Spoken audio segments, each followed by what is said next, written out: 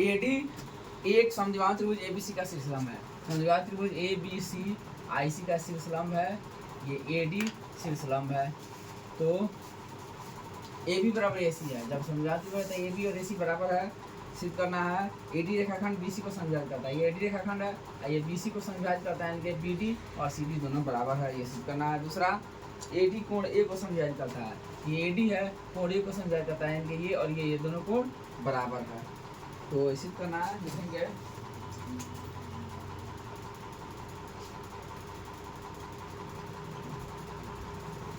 माना कि त्रिभुज एबीसी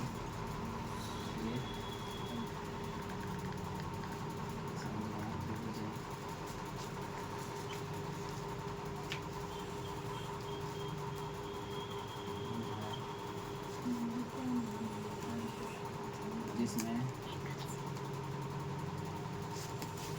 बी बराबर ए सी तथा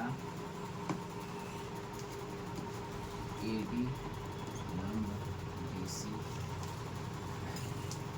सिद्ध करना है।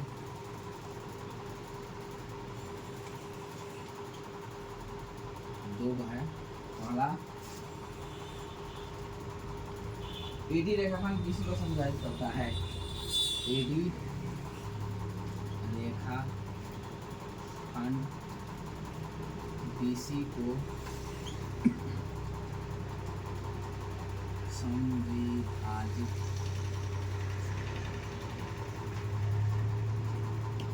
करता है। दूसरा, एडी एंगल ए को समविभाजित करता है, एडी एंगल ए को समविभाजित करता है।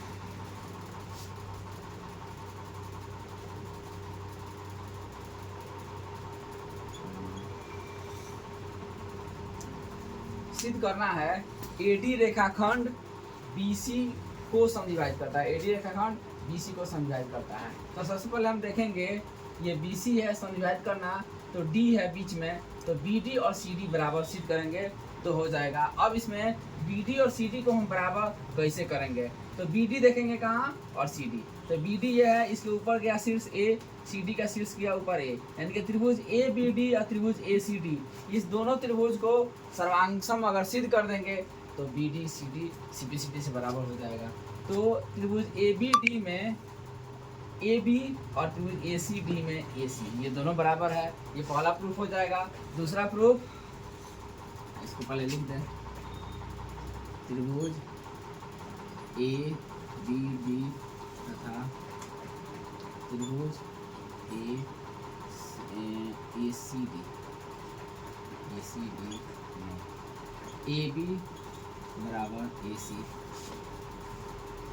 लिख देंगे, दिया है तो दिया में है, समझाओ त्रिभुज एबीसी की भुजा लिखने का जरूरत नहीं है, दिया है। अब पहला प्रूफ ये गया। दूसरा प्रूफ, ये डी पर का जो कोण है ये 90 डिग्री है, शीर्षलंब में बता रहा है, तो ए डी बी ये 90 डिग्री और A D C 90 degree, angle A D B बराबर एंगल ए डी सी प्रत्येक 90 डिग्री लिख दिए। तीसरा प्रूफ, ए डी दोनों त्रिभुज में है, ए डी बराबर ए डी उभयनिष्ठ, हालांकि इस त्रिभुज में एक चौथा प्रूफ भी सामने दिख रहा है, ये बी पर का एंगल और सी पर का एंगल ये दोनों बराबर हो जाएगा, बराबर भुजा के समुच्चय में बराबर होता है। तो तीनों को काफी है, त्रिभुज ए बी डी सर्वांगसम त्रिभुज ए सी डी, दो को भुजा एक कोण एस ए एस सर्वांग समता।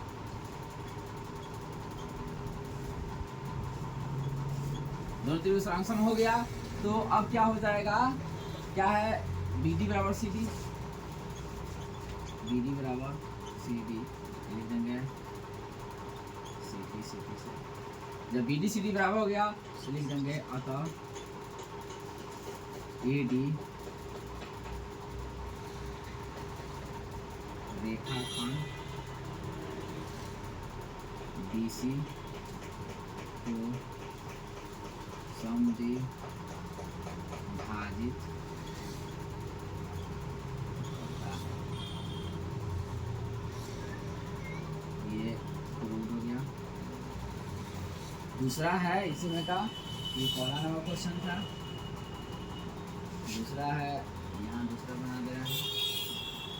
दूसरा क्या करना है, AD एंगल A को समद्विभाजित करता है। ये एंगल A को समद्विभाजित करता है, तो इसमें क्या करना है, चूँकि त्रिभुज ABD सारांशम त्रिभुज ACD प्रश्न एक में सिद्ध हुआ है। तो क्या हो जाएगा, ये एंगल BAD बराबर एंगल CAD, ये CP से हो जाएगा। अब ये दोनों एंगल बराबर हो गया तो लिख सकते हैं, अतः AD एंगल A को समद्विभाजित करता है। इसमें करना क्या था कि सिर्फ ये दोनों त्रिभुज ADB और ADC सारांशम सिद्ध हो गया, उसी से ये दोनों क्वेश्चन CPCT से क्लियर हो गया।